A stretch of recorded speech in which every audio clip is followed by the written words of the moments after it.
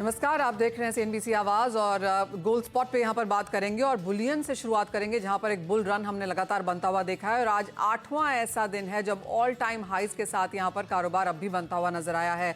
$2280 प्रति आउंस के लेवल्स हम यहाँ पर छू चुके हैं। 2300 बहुत दूर नहीं है। अब यहाँ से क्या हो स्ट्रैटेजी, इंडस्ट्रीज प्राइस रन को कैसे देखती है, कौन खरीदारी कर रहा है और आप ऐसे में क्या करें, इस सब पर करेंगे चर्चा। साथ ही बात करेंगे कच्चे तेल की जो 5 महीने के हाइज पर है। आज ओपेक और ऑल आइज की मीटिंग है। इस मीटिंग से क्या निकल के आता है, उससे पहले बाजार में यहाँ पर बढ़त के साथ कारोबार है। साथ ही बात करेंगे यहाँ पर मसालों की, जहाँ पर 20,000 के आसपास का जीरा बाजार में बनता हुआ नजर आया है। लेकिन टॉप स्टोरी आज की क्लियरली सोना है, जहाँ पर अच्छी खासी तेजी, एक तरफा तेजी बल्कि यहाँ पर बनते हुए नजर आई है। अब तो बाजार भी थोड़ा सा घबराने लगा है कि ये तेजी जब मुनाफा वसूली में जाएगी, अगर जाती है तो कहां तक गिर सकता है। हमारे साथ इब्जा के प्रेसिडेंट और रिद्धि सिद्धि बुलियन के एमडी पृथ्वीराज कोठारी हैं, कार्तिकेय बुलियन के डायरेक्टर दीपक सोनी हैं और आम्रपाली ग्रुप के सीईओ चिराग ठक्कर जुड़े हैं। साथ ही जुड़ेंगे एचडीएफसी सिक्योरिटीज के हेड ऑफ कमोडिटीज अनुज गुप्ता। लेकिन सबसे पहले सुनवाते हैं आपको कि हमसे एक्सक्लूसिव बातचीत में सिटी ग्रुप के global head of commodities Max Layton ने सोने चांदी पर क्या कहा। Yeah, we're loving it too. You know, we're on the bandwagon with gold. I think you only have to go back to the second half of 2007 and look at that Fed cutting cycle when it cut from 5 to 2%, and how gold and silver performed during that period. And you know, we're expecting something of a rerun of that over the next 6 to 12 months. So we've got gold hitting new, fresh, all-time highs, 2,300 an ounce, and we've got silver, even on a 6-12 month view, outperforming gold. Silver doesn't just have the Fed cutting cycle on its side. Silver's also got very strong demand from solar and from EVs coming, led by China, but also globally. So we've got silver getting up to $30 an ounce over the next 6 to 12 months. So certainly we would recommend, dip buying over the next month or two as the market digests this really big inflow of funds into precious metals over the last couple of weeks. Okay, तो ये city global head of commodities का कहना है कि सोने में इतनी तेजी की उम्मीद नहीं थी, लेकिन उसके बावजूद भी हमने बढ़त देखी है और यहाँ से और तेजी देखने को मिल सकती है। 2300 उनके इमीडिएट टारगेट्स हैं। और जहाँ तक चांदी की बात है, उनको लगता है कि चांदी अब से सोने में आउट परफॉर्म करेगी अगले 6 से 12 महीने के लिए और $30 का टारगेट उनका इस साल का फिलहाल है।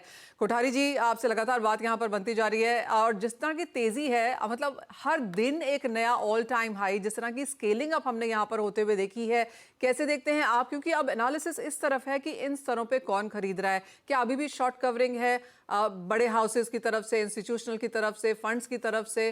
क्या स्पेकुलेशन ट्रेड अब यहाँ पर बढ़ता हुआ नजर आया है, क्योंकि फिजिकल बाइंग अब ऑलमोस्ट ड्राई अप होती हुई दिखी है? देखिए, मार्केट में सडनली एकदम साफ एकदम बढ़ गया है, तो नो डाउट है कि सब स्टॉप लॉस ट्रिगर के लिए है। अब लोगों का माल फोर्सफुली कट कराएंगे, क्योंकि ऐसा बेचने जाए तो प्राइस एकदम उनको मिलेगा नहीं और फोर्सफुली लोगों का स्टॉप ट्रिगर हो जाएगा। तो मुझे लगता है 2340 में भी पॉसिबल इन दिस वीक। तो वहां तक मुझे लगता है काफी माल शॉर्ट पोजीशन सब स्क्वायर अप हो जाएगी और मुझे लगता है उसके बाद में थोड़ा करेक्शन आ जाए। ऑलमोस्ट गोल्ड और सिल्वर अभी ओवरबॉट टेरिटरी में है, तो मुझे लगता है यहाँ से $30-40 की तेजी मुझे दिख रही है। उसके बाद में एक थोड़ा सा करेक्शन आना चाहिए। Approximately 2250 is now the best buying level. तो आपको लगता है कि $2340 प्रति आउंस इस रन अप में आ सकता है और उसके बाद मुनाफा वसूली अगर आती भी है तो कोठारी जी कहां तक आ सकती है? बस 2200 से $2250 मुझे लग रहा है। और इन टर्म्स ऑफ एमसीएक्स 67,000, अब 65,000 का बॉटम हो गया है। अभी 67,000 67,500 के आसपास एमसीएक्स के अंदर प्राइस आ सकते हैं। कोठारी जी, ये शॉर्ट कवरिंग हम बाजार में आता हुआ देख रहे हैं, जो कि एक रीजन है शायद जिसकी वजह से यहाँ पर बढ़त है। कितना आपको लगता है यहाँ पर सस्टेन हो पाएगा? जो दिन ब दिन की ऑल टाइम हाईज हैं, उसका ओवरऑल मार्केट पे क्या असर है? क्योंकि अब ये भी चिंता है कि क्या सोना अब भी वेल्थ है या एक कमोडिटी में तब्दील हो रहा है, जिस तरह से इसमें मूवमेंट है। देखिए, सोने में अभी भी आप देखोगे तो यहाँ पे इतना डिस्काउंट नहीं है। इस प्राइस के ऊपर भी इन्वेस्टमेंट बाइंग थोड़ी थोड़ी आ रही है, लाइक ETF में भी बाइंग हो रही है। अभी तक कोई भी लिक्विड पोजीशन नहीं कर रहे हैं। तो मुझे लगता है कि कहीं ना कहीं पे जाके सोना अगर एक प्राइस पे सस्टेन करता है। अब तो प्राइस जैसे जैसे बढ़ रही है तो no doubt it is speculative, क्योंकि आप अगर देखोगे कि पहले अगर $10-20 बढ़ाना है तो 10 to 20,000 कॉन्ट्रैक्ट के साथ में बढ़ता था, और अभी 100 से 200 या 500 कॉन्ट्रैक्ट में भी $20 बढ़ जाता है। इतनी सेलिंग प्रेशर सबका खत्म हो गया है, पावर ही नहीं है किसी के पास में, तो जिस चाहे उस तरफ बाजार को मूव करा सकते हैं। तो मुझे लगता है कहीं ना कहीं 2340 के बाद में एक अच्छा करेक्शन आना चाहिए, मे बी 2250 और 2200। तो ये जो जैसे आपने कहा कि लो वॉल्यूम्स और लिक्विडिटी पे ये प्राइस रन होता हुआ नजर आया है, क्या कुछ कंसर्न है बाजार में इसके नीचे आने की? उसी तरह से जैसे आपने कहा कि 2200-2250 के यहाँ पर करीब करीब अब यहाँ पर स्ट्रॉन्ग सपोर्ट्स हैं। देखो, जब तक शॉर्ट कवरिंग नहीं होती है, स्टॉप लॉस ट्रिगर नहीं हो जाता है सबका, तब तक मुझे लगता है ये लोग खींचते रहेंगे, क्योंकि अभी अभी पूरा बाजार एकदम स्क्वीज हो गया है। किसी के पास में एम टू एम मार्जिन देना है, प्लस जो स्टॉक के सामने हेज किया है उनके लिए भी इश्यूज है। तो हर एक के लिए अभी बहुत क्रिटिकल पोजीशन है। तो नो डाउट अब धीरे धीरे मार्केट में पोजीशन स्क्वायर अप होने चालू हो जाएंगे। तो लिक्विडिटी की कंसर्न्स हैं, पोजीशन यहाँ पर स्क्वायर अप होने शुरू हो जाएंगे, शॉर्ट कवरिंग अभी भी यहाँ पर है और स्टॉप लॉसेस काफी हद तक ट्रिगर होते हुए नजर भी आए हैं जिस तरह की पोजीशंस हैं। दीपक सोनी जी, आपके पास आना चाहेंगे, कैसे देखते हैं आप as of now on ground बाजार, क्योंकि खरीदारी मार्च में नहीं हुई, मार्च काफी एक वीक महीना रहा है, अप्रैल की शुरुआत काफी हद तक उसी तरह से होती हुई दिख रही है। मॉर्निंग मनीषा जी, मुझे are you getting my voice? हाँ जी आई दीपक एम जी। ऑडिबल? या हाँ जी। जो मार्केट में जो डिमांड की बात है, अभी अगर आप ज्वेलरी सेक्टर के हिसाब से देखें तो we are into not what you can say कि अभी मंदी का माहौल है। ज्वेलरी की बिकवाली ज्यादा है नहीं, क्योंकि अभी सीजन है नहीं। Around Diwali sorry around Holi हमेशा मार्केट जो है वो स्लो डाउन मोड पे रहता है। और अब ये अक्षय तृतीया के आसपास जो है मार्केट एक ऊपर की तरफ लेवाली की तरफ आएगा, जिसमें रिटेल कस्टमर्स उतरेंगे मार्केट पे। जिस तरह के रिटर्न्स अभी तक गोल्ड ने लोगों को दिए हैं, ठीक है, ये बात सही है कि काफी हाई चला गया है, बट इससे लोगों का ट्रस्ट भी बिल्ड हो रहा है गोल्ड के ऊपर। तो आने वाले समय में नियर अबाउट अक्षय तृतीया हम ये उम्मीद करते हैं कि ग्राहकी अच्छी रहेगी। दीपक जी, जैसे अभी बात की जा रही है कि ग्राहकी लौटेगी तो सही, लेकिन उस वॉल्यूम के साथ शायद नहीं आएगी और शायद 22 और 24 कैरेट सोने के लिए भी नहीं आएगी। तो क्या जूलर्स ने इन सम सेंस ये समय का उपयोग इसलिए किया है कि लाइट वेट रहे और शायद कम कैरेटेज ज्यादा बिके? कम कैरेटेज तो अब जो हॉलमार्किंग मैंडेटरी हो गई है, जो मानक बीआईएस ने तय किए हैं, इंडियन गवर्नमेंट ने तय किए हैं, गोल्ड अब उस हिसाब से ही सेल आउट होगा। बुलियंस कॉइन्स की बिक्री जो है इन्वेस्टमेंट के पर्पज से लोग ज्यादा करेंगे। Light weight jewellery already trends में ही है और ज्वेलर्स ये पूरी मेहनत करेंगे, पूरी कोशिश करेंगे कि ये लोगों के बजट में उतर सके। दीपक जी, अगर आप अक्षय तृतीया वगैरह की यहाँ पर तैयारी कर रहे हैं एज इंडस्ट्री, किस तरह का स्टैंड है, किस तरह की तैयारी है? अक्षय तृतीया के लिए अब धीरे धीरे जो गोल्ड रेट्स है, इस गोल्ड रेट्स के ऊपर नई बाइंग कोई भी ज्वेलर की तरफ से नहीं आ रही है। ओके। एक हल्का सा करेक्शन, मैं बहुत ज्यादा बड़ी गिरावट नहीं कहूंगा, लेकिन एक हल्का सा करेक्शन का वेट हो रहा है। इट कुड बी अराउंड 2170, 2170 2200 के आसपास। जैसे ही गोल्ड आएगा, एक अच्छी लिवाली निकलेगी ज्वेलर्स की तरफ से और अक्षय तृतीया पे अच्छी सेल रहनी चाहिए। इन टर्म्स ऑफ क्वांटिटी ये थोड़ा कम हो सकता है, जैसे जैसे गोल्ड ऊपर हुआ है, लोगों के बजट में थोड़ी सी कमी आई है, तो वो एक अमाउंट लेके उतरेंगे, उस अमाउंट के में जो भी गोल्ड उनको मिलेगा उसको वो परचेज करेंगे। जी हाँ, and in absolutely. Terms of Boolean and coin बहुत अच्छी इन्वेस्टमेंट आएगी। ओके, तो इन्वेस्टमेंट के तौर पे यहाँ पर सोने में खरीदारी आएगी, बाकी ज्वेलरी बजट के हिसाब से खरीदी जाएगी। कोठारी जी, B2B किस तरह की मार्केट है फिलहाल?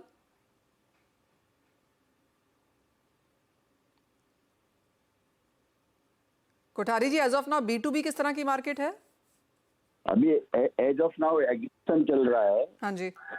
जीजेएस का और जीजेपीसी का till the 8th of April। तो मुझे लगता है उसके बाद में थोड़ी बाइंग आनी चाहिए, B2B की बाइंग, जो काफी भारी मात्रा में जो स्टॉल लगते हैं उसके अंदर खरीदारी होती है। बट उसके बाद में देखा जाएगा कि प्राइस किस तरह मूव करता है। अगर प्राइस अप डाउन अपसाइड ही रहता है या कोई करेक्शन नहीं आता है, तो मुझे लगता है खरीदारी B2B की भी थोड़ी फीकी रहेगी, क्योंकि लोग नई ज्वेलरी फिर इस प्राइस पे खरीदते नहीं है, ओल्ड ज्वेलरी को एक्सचेंज करते हैं या जो उनके पास गोल्ड पड़ा है उसके सामने ज्वेलरी नई परचेज करते हैं, क्योंकि इस प्राइस के ऊपर मुझे नहीं लगता है कि नई कोई खरीदारी इतनी करेंगे। अगर प्राइस सस्टेन रहता है 10-15 इसी रेंज में, तो फिर धीरे धीरे बाइंग निकलेगी। ओके, थोड़ा सा ठंडा पड़ा हुआ बाजार। एक्सपेक्टेशन यही है कि अक्षय तृतीया तक शायद कोई मांग आएगी और तब तक शायद कुछ मुनाफा वसूली भी यहाँ पर प्राइसेस में देखने को मिलेगी। तो बात हुई सोने की, लेकिन चांदी ने कल 4% की तेजी दिखाई। शॉर्ट स्क्वीज यहाँ पर भी बनता हुआ शायद नजर आ रहा है। एंड चिराग, जैसे मेरी पहले सिटी से बात हो रही थी और मैक्स लेटन का कहना है कि चांदी आउट परफॉर्म करेगी अगले 6 से 12 महीने में। एज ऑफ नाउ किस तरह का बाजार है, फर्स्ट क्वार्टर में किस तरह की मांग रही, इंपोर्ट्स रहे, और अब इन स्तरों पर क्या करने की राय? मनीषा जी, जैसे मैंने आपको पहले ही कहा था, सबसे पहले तो सभी निवेशकों को बहुत बहुत बधाई हो, क्योंकि मैं ये मूवमेंट देख ही रहा था। लास्ट वीक भी जब मैंने आपसे बात किया था तब आई टोल्ड यू के चांदी जो है जब यूजुअली जो स्पाइक में बढ़ती है, पर इस बार अगर हमने मार्केट, अगर लास्ट 3 महीने का मार्केट देखे तो हमने मार्केट को धीरे धीरे धीरे बढ़ते हुए देखा हुआ है। तो इस बार ऐसा बिल्कुल लगता है कि ये वापस इतना ज्यादा करेक्ट नहीं करेगा। जहां पे लास्ट ईयर हमको मौका मिला था कि एक बार 78,000 जो ऑल टाइम हाई है वहां पे जाके एक बार वापस हमको 68, 69, 70,000 के आसपास हमको वापस निवेश करने का मौका मिला था। पर इस बार वो मौका शायद वापस निवेशकों को ना मिले। तो मेरी राय यही है कि अगर एक बार अगर करेक्शन दिखती है मार्केट में जो एक्सपेक्टेड है around 75-76,000, again that is a very good level to buy and stay long on silver. आप चिराग, जिस तरह की अटकलें लगाई जा रही हैं कि यहाँ से 80, 85, 90 तक के भी लेवल्स ऑफ कोर्स यहाँ पर इस साल के अंत तक शायद देखने को मिल सकते हैं, और बात यह है कि चांदी अब कैचअप करेगी, आउट परफॉर्म भी कर सकती है। तो इन करंट लेवल्स पे क्या फिजिकल बाइंग अब भी है, और आप किस तरह के प्राइस मूव्स इस साल के अंत तक देख रहे हैं? अगर अभी करंट लेवल, ग्राउंड लेवल की बात करें मनीषा जी, तो अभी करंट लेवल पे फिजिकल डिमांड नहीं है मार्केट में। Obviously there is a investment demand which is already there in the market. Physical market में थोड़े से डिस्काउंट्स में चांदी ट्रेड हो रही है। बट अगर करेक्शन लेवल पे, अगर कोई भी लेवल पे अगर थोड़ी सी भी डिमांड आ जाती है, वो तो डिस्काउंट से वो प्रीमियम पे जाने में उसको बहुत कम समय लगेगा। एट द सेम टाइम अगर 78,000 का जो अभी जो लेवल है, अगर ये एक 2-3 दिन के लिए, अगर ये वीक के लिए भी अगर सस्टेन कर देता है तो 80, 82,000, 85,000 हम शायद नेक्स्ट 1-2 महीने में ही देख सकते हैं। चिराग, फर्स्ट मंथ में इंपोर्ट्स किस तरह के रहे हैं चांदी के बाजार में? अगर हम फरवरी मंथ की बात करें तो फरवरी मंथ में काफी इंपोर्ट हुआ है सिल्वर। जब silver prices were hovering around 69-72,000, फरवरी के महीने में तकरीबन 1500 से 1700 टन का इंपोर्ट हुआ है मार्केट में। अगर मार्च महीना अगर हम देखते हैं तो मार्च महीना में काफी कम इंपोर्ट हुआ है। तो अभी ओवर द ग्राउंड चांदी बहुत अवेलेबल है फिजिकल मार्केट में, जो मेरे ख्याल से अगर डिमांड आएगी तो वो तुरंत के तुरंत डिस्टिंग्विश हो जाएगी, इन्वेस्टमेंट में चली जाएगी। जो इंडस्ट्रियल मार्केट में जो रॉ मटेरियल है, इलेक्ट्रॉनिक्स मार्केट में, सोलार मेकिंग मार्केट्स में, तो वो मार्केट्स में ये चांदी जल्द से जल्द खपत होके फिर नई डिमांड फिजिकल मार्केट में बन सकती है, जिसके अंदर हम नया इंपोर्ट आगे चल के देख सकते हैं। कोठारी जी, आप कैसे देखते हैं चांदी का फिजिकल मार्केट? यहाँ पर किस तरह का B2B है, और आपको भी लगता है कि चांदी यहाँ पर 80-85 बहुत जल्द दिखा देगी? देखिए, बहुत जल्दी दिखाएगी। अगर $26 के आसपास अगर क्लोज होती है 4-5 दिन तक, तो मुझे लगता है $30 बहुत जल्दी आ जाएगा चांदी में। और फिर वहां से एक करेक्शन मुझे दिख रहा है 2365 के नीचे अगर मार्केट रहता है तो ही उसके अंदर मंदी का दौर रहता है। बाकी मुझे चांदी बहुत तेजी लग रही है, क्योंकि चांदी अगर आप देखोगे तो लास्ट 10 साल में इतनी परफॉर्म नहीं की है जितना गोल्ड ने किया है। तो कहीं ना कहीं इन्वेस्टमेंट डिमांड भी चांदी में काफी आ जाएगी धीरे धीरे, क्योंकि अगर प्राइस अगर कंपेरेटिव सस्ती है अभी, जैसे कि 90 का रेशियो भी है, तो मुझे लगता है कहीं ना कहीं चांदी के अंदर अच्छी बाइंग आ जाएगी। ऑलराइट, खरीदारी यहाँ पर चांदी में बेहतरीन होने की उम्मीद है। अनुज, एक आपका व्यू भी लेना चाहेंगे, सोने और चांदी में आप किसे चूज करेंगे, और आपके इन दोनों ही में कहाँ टारगेट्स हैं? Manish ji, good morning. देखिए, अगर आप गोल्ड सिल्वर रेशियो देखेंगे तो सिल्वर मुझे लगता है कि काफी अंडर परफॉर्म कर रही है अभी, और इसमें अच्छा खासा मोमेंटम आना चाहिए। कल जिस तरीके से इसके अंदर ब्रेकआउट देखने को मिला है और $26 के ऊपर प्राइस सस्टेन किए, तो मुझे लगता है कि जल्दी ही आपको ये $29 से $30 के लेवल पे जाती हुई दिखाई देगी। हमें लगता है कि ईयर एंड अगर हम बात करें तो 84,000 से लेकर 87,000 तक के लेवल आपको यहाँ देखने को मिल सकते हैं। तो मोमेंटम हमें लगता है कि सिल्वर में ज्यादा अट्रैक्टिव है, क्योंकि कहीं ना कहीं इंडस्ट्रियल मेटल्स की जो डिमांड आई है, हमने सभी इंडस्ट्रियल मेटल में अच्छा खासा मोमेंटम देखा है, तो उससे भी सिल्वर को सपोर्ट मिलेगा। तो मुझे लगता है कि गोल्ड के मुकाबले अब सिल्वर के अंदर जो मोमेंटम है वो पॉजिटिव हो सकता है। तो सिल्वर में मुझे लगता है कि आप बेट करने का टाइम है। ऑलराइट, तो सोने और चांदी में अगर चूज करना है तो चांदी बेहतरीन है, कैचअप कर रही है, काफी रूम है ऊपर जाने के लिए।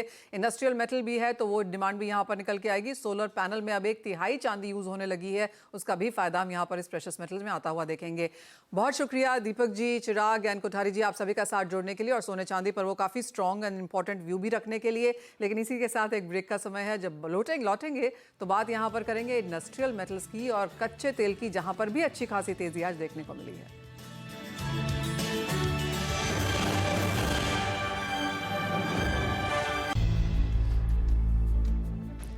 स्वागत है आपका। सोने चांदी में तो तेजी है ही और चांदी पे अब ज्यादा बड़े बेट्स लगने लगे हैं, जहां पर माना जा रहा है कि अगले 6 से 12 महीने में चांदी सोने को आउट परफॉर्म करेगी। अनुज, काफी हद तक माना यह भी जा रहा है कि मेटल्स में यहां से सपोर्ट देखने को मिलेगा। फरवरी और मार्च के जो डेटा हमने चाइना की तरफ से आते हुए देखे हैं ऑन द स्ट्रॉन्गर साइड हैं और बाजार को लगता है कि अब थोड़ी सी इवन मूव्स यहां पर आने को दिखेंगे। आगे जाके फेड और यूरोपियन सेंट्रल बैंक की रेट कटौती की अटकलें भी हैं, तो कितना सपोर्ट आप मेटल्स का इस सबसे आता हुआ देखते हैं? देखिए, मेटल्स में आप देखेंगे तो कॉपर ऑलमोस्ट ईयर हाई पे है, एल्युमिनियम भी ऑलमोस्ट ईयर हाई के आसपास चल रहा है। तो कहीं ना कहीं मेटल्स में जो मोमेंटम है वो पॉजिटिव होता हुआ दिखाई दिया है। चाइना के पीएमआई नंबर्स आने के बाद अगेन इसको फ्यूल मिला है। मुझे लगता है कि अभी जो मोमेंटम है बेस मेटल में वो कंटिन्यू रहेगा। इंडस्ट्रियल मेटल के अंदर भी हमें लगता है कि पॉजिटिव मोमेंटम है। तो मुझे लग रहा है कि आने वाले टाइम में अभी फिलहाल बेस मेटल की जो रैली है, इवन इंडस्ट्रियल मेटल की जो रैली है इंक्लूडिंग सिल्वर, वो यहाँ पर अभी कंटिन्यू हो सकती है। चाइना कहीं ना कहीं लोअर लेवल से रिवैम्प होता हुआ दिख रहा है, तो उसका सपोर्ट जो है वो बेस मेटल्स को मिल रहा है। तो मुझे लगता है कि आने वाले टाइम में बेस मेटल के अंदर आपको रैली कंटिन्यू होती हुई दिखाई देगी। कॉपर में मुझे लगता है कि ऊपर में 780, 775, 780 तक के लेवल देखने को मिल सकते हैं। तो कॉपर भी यहाँ पर मुझे हमें लगता है कि टॉप हॉट पिक में रहना चाहिए, जहाँ पर खरीदारी का ट्रेड बना के चल सकते हैं। ऑलराइट, कॉपर एक टॉपिक के मुकाबले है यहाँ पर और काफ़ी हद तक ग्लोबल एजेंसीज और बैंक्स का भी मानना है कि कॉपर आपको अगले 1 से 2 साल में नए हाइज भी बनाता हुआ नजर आएगा। साथ ही कच्चे तेल में अब क्या व्यू है अनुज, क्योंकि 5 महीने के हाइज पे 90 से बहुत दूर नहीं है और यहाँ पर भी मानना यही था कि second quarter of calendar year में हम 90 से 95 तक के भी रेंज यहाँ पर बनता हुआ देख सकते हैं। Near all time highs MCX के मार्केट्स में यहाँ पर, अब यहाँ से क्या करने की राय? देखिए, यहाँ पर भी जियोपॉलिटिकल टेंशन का पूरा सपोर्ट मिला है क्रूड को और अब देखें तो WTI 85 और ब्रेंट ऑलमोस्ट 90, 89, 90 के आसपास आता हुआ दिखाई दिया है। तो यहाँ पर भी हम देखें तो MCX में भी 7000 का लेवल यहाँ पर बीच करता हुआ दिखाई दिया है। तो हमें लगता है कि यहाँ पर भी ट्रेंड अभी पॉजिटिव ही है और यहाँ पर हमें लगता है कि जल्दी आपको 7180 से लेकर 7200 तक के लेवल देखने को मिल सकते हैं। स्टॉप लॉस करीबन 7012 पे लगा सकते हैं। हमें लगता है कि जल्दी ही क्रूड का प्राइस $90 ब्रेंट में और $87 WTI में देखने को मिल सकता है। तो ओवरऑल देखें तो क्रूड के अंदर भी पॉजिटिव ट्रेंड ही यहाँ पे दिखाई दे रहा है। कुछ बहुत सपोर्ट कल नेचुरल गैस में था, क्या वो कायम है और यहाँ से उस पर क्या स्ट्रैटेजी देंगे आप? देखिए, बिल्कुल नेचुरल गैस में भी एक लोअर लेवल बाइंग देखने को मिली है। कल अच्छी खासी रिकवरी यहाँ देखने को मिली है। हमें लगता है कि नेचुरल गैस में भी खरीदारी करना चाहिए। 147.80 का स्टॉप लॉस लगा है। टारगेट हमें लग रहा है कि ऊपर में 162 रुपए तक देखा जा सकता है। तो नेचुरल गैस भी हमें लग रहा है कि बॉटम फिशिंग यहाँ पर हो सकती है और क्रूड के साथ साथ पूरे ही एनर्जी पैक में नेचुरल गैस भी यहाँ पर एक सपोर्ट ले सकती है और यहाँ पर भी ट्रेंड पॉजिटिव देखा जा सकता है। अनुज, एग्री स्पेस कैसे देखते हैं आप, क्योंकि यहाँ पर हीट वेव की चिंताएं हैं, आगे जाके ऑफ कोर्स बाजार को लगता है कि नॉर्मल मॉनसून है, उसका एक ऑफिशियल अपडेट का इंतजार करना होगा, लेकिन जिस तरह से लोअर वॉल्यूम, लोअर लिक्विडिटी जो इम्पैक्ट कर रही है एग्री को, विद इन दिस यहाँ पर क्या टॉप कॉल्स हैं? देखिए, मुझे लग रहा है कि जो रैली हम इक्विटी में देखी और जो हमने बुलियंस में देखी है, तो कहीं ना कहीं जो शिफ्टिंग है वो यहाँ पर होती हुई दिखाई दी है। इस वजह से एग्री के अंदर थोड़ा सा कम वॉल्यूम देखने को मिला है, क्योंकि अब एग्री में जो आगे का ट्रेंड डिसाइड होगा वो टोटली मॉनसून पे और हीट वेव्स पे डिसाइड होगा। और जिस तरीके से गेहूं की क्रॉप आएगी, आपको आगे चल के चने की क्रॉप आती हुई दिखाई देगी, तो उस पर कहीं जाकर आपको एक ट्रेंड बनता हुआ दिखाई देगा। मेरे ख्याल से अभी फिलहाल मॉनसून के भी जो अपडेट्स आने उसको नजर में रखना चाहिए, उसके बाद क्लैरिटी आपको एग्री कमोडिटी में आती हुई दिखाई देगी। साथ ही यहाँ पर गुआर पे क्या करने की राय है? तो आपको लगता है जब तक मॉनसून के अपडेट्स नहीं आते यहाँ पर भी एक स्थिरता इसी तरह बनी रहेगी, बहुत बहुत टाइट रेंज यहाँ पर दिन ब दिन बनती हुई? देखिए, एग्री में आप देखेंगे गुआरो या स्पाइसी तो सभी के अंदर एक रेंज बाउंड मोमेंटम रहा है। हालांकि हायर लेवल से बिकवाली देखने को मिली है। मेरे हिसाब से अभी फिलहाल गुआर पैकेज जिस तरह के रेंज में चल रहा है 5000 से लेकर 5500, यही रेंज मुझे लगता है कि अभी फिलहाल इंटैक्ट रहेगी। कोई बड़ा बदलाव आता है मॉनसून को लेके, क्योंकि जनरली हम देखते हैं मॉनसून के टाइम पर सभी एग्रीकल्चर कमोडिटी मूवमेंट देखने को मिलती है। तो मॉनसून के अकॉर्डिंग मुझे लगता है कि यहाँ पर मोमेंटम देखने को मिलेगा। अनुज, एक फाइनल सवाल, अगर आज बाजार में उतरना हो तो जो यहाँ पर हरकत और तेजी और वॉल्टिलिटी कमोडिटीज में देखने को मिली है, क्या स्ट्रैटेजी होनी चाहिए? आपको लगता है सोने, चांदी, कॉपर, क्रूड इनके साथ रहना चाहिए? देखिए मेरे हिसाब से तो गोल्ड में तो जिन्होंने खरीदारी कर रखी है वो प्रॉफिट बुक कर सकते हैं, क्योंकि ऑलमोस्ट कॉमेक्स में $2308 का हाई लेवल बनाया है। जी। बट मुझे लगता है कि सिल्वर और बेस मेटल जो कि अभी भी थोड़े से अनटच्ड में है, काफी लोअर लेवल्स में है, अंडर परफॉर्म करते हुए दिखाई दे, तो वहां पर पोजीशन बना के चल सकते हैं।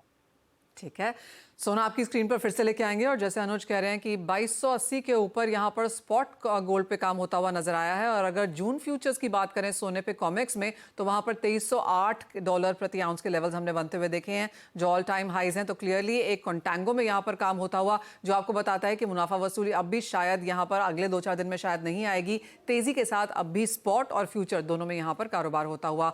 बहुत शुक्रिया अनुज हमारे साथ आज जुड़ने के लिए। और तेजी यहाँ पर बरकरार है, तेजी ऑल टाइम हाइज पर MCX यहाँ पर सोने में, चांदी 26 महीने के हाइज पर, कॉपर 11 महीने के हाइज पर, कच्चा तेल 5 महीने के हाइज पर, यानी कि सभी कमोडिटीज में अच्छी खासी बढ़त के साथ इस क्वार्टर की भी शुरुआत यहां पर बनी है।